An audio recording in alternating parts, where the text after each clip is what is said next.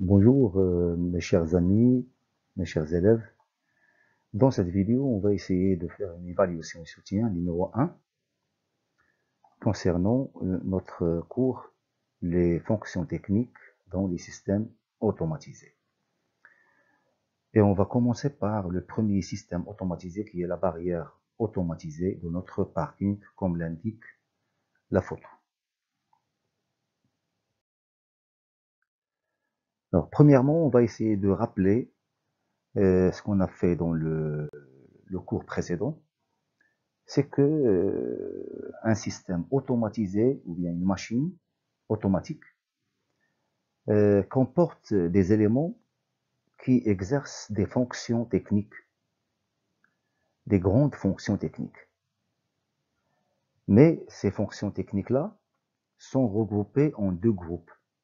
Chaîne d'information, où il y a la fonction technique acquérir, traiter et communiquer.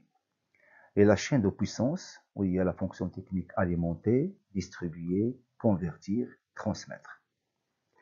Mais il y a aussi l'action ou bien le fait d'agir. Ou bien on écrit ici agir ou bien action. Quel est l'élément qui fait l'action ou bien qui agit?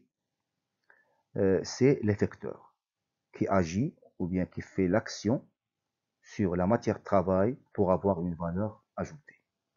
Alors bref, c'est un rappel et on va passer bien sûr à notre barrière automatisée.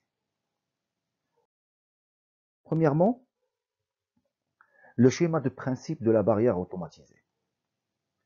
Comme vous voyez dans la photo, ou bien dans le tirage, que vous allez coller dans votre cahier, on a les éléments qui engendrent notre système, qui est la barrière automatisée du parking, qui ressemble à la barrière automatisée de l'autoroute, avec quelques particularités entre les deux. Alors on commence premièrement par le fait que la voiture est devant la barrière. Ça veut dire qu'elle est à l'extérieur. Et on veut lever la barrière pour qu'il entre à l'intérieur. Alors, comme vous voyez, comme vous savez, que la voiture, une fois devant la barrière, on a besoin d'un élément qui ressent sa présence. C'est le capteur de présence externe ou bien extérieure, qu'on a ici abrégé avec CPE. C'est un capteur qui détecte la présence de la voiture devant la barrière. Et un autre, bien sûr, à l'intérieur, qu'on va appeler capteur de présence interne. Alors, ces deux capteurs-là, ils détectent la présence de la voiture à l'extérieur ou bien à l'intérieur. Aussi, la barrière. On a besoin d'avoir des informations sur est-ce que la barrière, elle est horizontale, ça veut dire elle est fermée, ou bien elle est verticale, ça veut dire elle est ouverte. C'est pour ça qu'on a besoin d'un fin de course descente, un élément qui nous donne l'information que la barrière elle est totalement horizontale. On l'appelle fin de course descente. Fin de course descente. Et un autre qui nous donne l'information que la barrière elle est verticale. Ça veut dire la barrière elle est ouverte. C'est fin de course levée. Ça veut dire que la barrière elle est totalement verticale. On l'a levée jusqu'à la verticale. Alors, il y a deux éléments, fin de course descente et fin de course levée. Aussi, on a besoin d'un moteur. Le voilà. Un moteur électrique, mais un moteur électrique pas à pas. C'est pas un moteur électrique CC. Parce qu'il y a deux types de moteurs électriques. Il y a des moteurs électriques comme le moteur électrique du drone. C'est un moteur électrique CC. Il tourne à toute allure. Mais ce moteur avec lequel on va lever ou bien descendre la barrière, on n'a pas besoin que la barrière se lève ou bien descend rapidement, mais lentement. C'est pour ça qu'on a ce moteur-là qui nous aide à qui tourne, mais qui tourne avec une petite vitesse. Et on va réduire la vitesse avec cet engrenage. Parce que cet élément, il est plus petit que cet élément. Cet élément, on va le fixer sur la barrière, et cet élément, le petit, est fixé sur l'axe du moteur. Dans ce cas, lorsque le moteur tourne, la barrière se lève lentement, parce que le petit fait tourner le grand. Ça veut dire que la vitesse va se réduire. Donc c'est un moteur, pas à pas, qui tourne lentement et qui fait tourner un engrenage qui nous aide à ralentir la vitesse de levée et descente de la barrière. Tout ça, donc le moteur, il a besoin d'un relais. Cet élément, on l'appelle un relais, mais il est double. Ce n'est pas un relais simple, il est double. Ça veut dire qu'il y a deux relais, le premier et le deuxième. Quand on utilise ce relais double, quand le moteur, quand on a besoin que le moteur tourne dans deux sens, parce que la barrière, on va l'enlever comme ça, la lever comme ça et la descendre. Donc on a besoin qu'il tourne dans les deux sens. Donc on a besoin d'un relais double, un double relais. Le premier qui fait passer le courant au moteur lorsqu'on veut tourner et descendre la barrière, l'autre pour tourner le moteur dans le sens contraire, donc pour lever la barrière. Donc un relais double. On a besoin d'une carte mère qui va jouer le rôle de la partie commande, ou bien le cerveau du système. C'est là où on va programmer un programme qui dirige tous ces éléments, soit en prenant l'information, soit en donnant les ordres.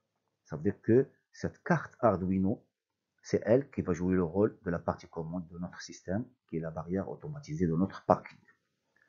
Aussi, on a besoin de deux éléments pour l'alimentation. La prise pour qu'il nous donne 220 volts alternatifs pour alimenter le moteur, parce que ce moteur-là, il s'alimente avec du courant alternatif, 220 volts, un grand voltage. Et cet élément, qui ressemble à un chargeur d'un téléphone portable ou bien d'une tablette, donc ce chargeur, il va nous donner 9 volts courant continu. Pourquoi? C'est pour alimenter par exemple la carte mère, parce que la carte mère, elle a besoin d'une alimentation. On a besoin d'alimenter le capteur de présence, soit interne, soit externe. Voilà, donc c'est comme ça qu'il faut, mais aussi bien sûr, ce chargeur-là, ou bien cette alimentation en courant continu, 9 volts, on doit la brancher avec la prise. Donc, premièrement, on a besoin de brancher la prise avec l'alimentation en courant continu. Parce que cette alimentation, elle va baisser 220 volts en 9 volts. Et elle va changer le courant de courant alternatif qui se trouve dans la prise en courant continu qui alimente la carte mère et les deux capteurs de présence externe et interne. Aussi, il faut brancher la prise avec le premier relais et brancher la prise avec le deuxième relais. Pourquoi? C'est pour alimenter le moteur par la suite. Il faut que la prise soit branchée avec le premier relais et avec le deuxième relais. Après, il faut brancher l'alimentation en courant continu avec le capteur de présence externe pour qu'il puisse travailler. Donc, on doit l'alimenter avec 9 volts continu. L'autre aussi, interne aussi, avec 9 volts continu. Donc, voilà. Et aussi, il ne faut pas oublier l'alimentation de la carte mère avec 9 volts continu aussi de la même manière. Donc, l'alimentation en courant continu, il prend 220 volts alternatifs, il le change en 9 volts continu, il alimente les deux capteurs de présence externe et interne, et aussi il alimente notre partie commande qui est la carte Arduino pour qu'elle travaille. pour qu'il fait marcher le programme. Donc, une fois nous voulons que le moteur tourne dans un sens, donc ce fil-là, il va faire sortir le courant, ça veut dire 220 volts, d'ici au premier relais et du premier relais au moteur. Mais si nous voulons faire tourner le même moteur dans le sens contraire, donc ici on a 220 volts vers le deuxième relais et du deuxième relais vers le moteur, mais dans le sens contraire. Aussi, il faut que les deux relais marchent suivant les ordres de la carte mère. Donc voilà le premier branchement du deuxième relais et voilà le deuxième branchement du premier relais. Donc ces deux fils-là, qu'est-ce qu'ils font? Ils relient la carte mère avec les deux relais. Le premier pour donner l'ordre au premier relais, si on veut tourner le moteur dans le sens de l'ouverture, et le deuxième fil pour donner l'ordre au deuxième relais pour qu'il donne le courant dans le sens contraire, pour qu'il tourne le moteur dans le sens contraire de la descente de la barrière. Donc ces deux fils-là, c'est pour donner l'ordre au relais. Alors, quelle est la fonction technique que le relais fasse? La fonction technique que le relais fasse, c'est distribuer. Distribuer quoi? Distribuer le courant de la prise vers le moteur dans le sens, dans le premier sens avec le premier relais et dans le deuxième sens avec le deuxième relais. Voilà donc la fonction technique que le relais exerce, c'est distribuer. Quelle est la fonction technique que la carte Arduino exerce? C'est la fonction technique traiter. Traiter veut dire traiter les informations qu'il reçoit et donner les ordres. À travers quoi elle donne des ordres? À travers ces deux fils-là pour que cet élément distribue le courant, mais avec l'ordre du programme qui se trouve dans la carte mère, dans les deux sens, en donnant l'ordre aux deux relais. Quelle est la fonction technique qu'exerce l'alimentation au courant continu 9 volts et la prise de courant de 120 volts alternatif? C'est alimenter.